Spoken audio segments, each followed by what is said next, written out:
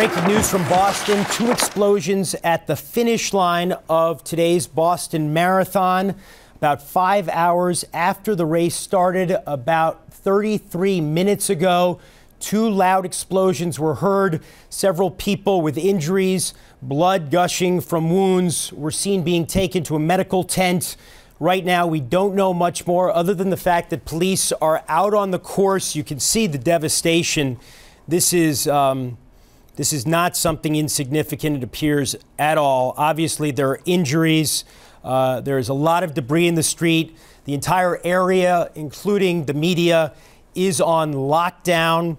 We are hoping to establish connection shortly with our Bonnie Ford, who is in Boston covering the race, one of the world's most elite road races. I understand, Bonnie, you can hear us now. What is going on, to the best of your knowledge? Jeremy, we're in lockdown here at the Fairmont Hotel. Media members were not being allowed to get out on the street, so we're seeing some of the same footage you are. We felt a slight sort of rumble when this happened, almost like thunder, which made no sense, of course, because it was a sunny day. And apparently the bombs were concealed in trash cans.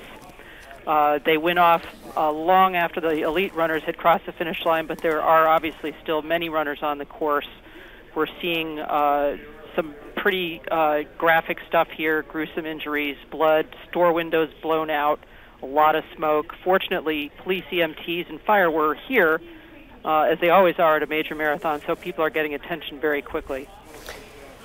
The Associated Press story that's already on the wires says, quotes a runner named Frank DeRuyter saying there are a lot of people down. A Boston police officer was being wheeled from the course with a gushing leg injury. Other people are telling reporters who've been out on the course that there is a lot of blood out there. There are a lot of injuries. What are the race officials telling you right now, Bonnie? Is there anything more? We don't have a lot of official information, Jeremy, to be honest, and I being a careful reporter, I don't want to report anything that I haven't seen with my own eyes, but I will say that this just points out the incredible difficulty of securing an event like this. You know, you've been to the Tour de France. We've both been to marathons. They take place in public places. It's just impossible to secure every square inch of these venues. All right, and we are looking obviously at scenes. This is right during one of the explosions that has happened near the finish line of the Boston Marathon, coming to us from our affiliate WHDH. This was just moments ago as the marathon was approximately half finished. The top runners had come through a long time before there were these 2 explosions, one of which you're seeing the aftermath of right there, smoke coming up in a big plume. We're hearing from one of our producers there on the ground that it was this large bang on one side of the street, and then not far away, there was another one that appeared to be smaller. You can see just how many people there are at the end, near the end of that final stretch of the Boston Marathon. Crowds obviously gathered there in the bleachers to watch. Right before we got news of this, to be bouncing off some of those lows, people started to hear this news, of course, on Twitter, actually, as one of the first places. The Boston Globe came out and said that there were these 2 powerful explosions at the site of the marathon, at the finish line, in fact.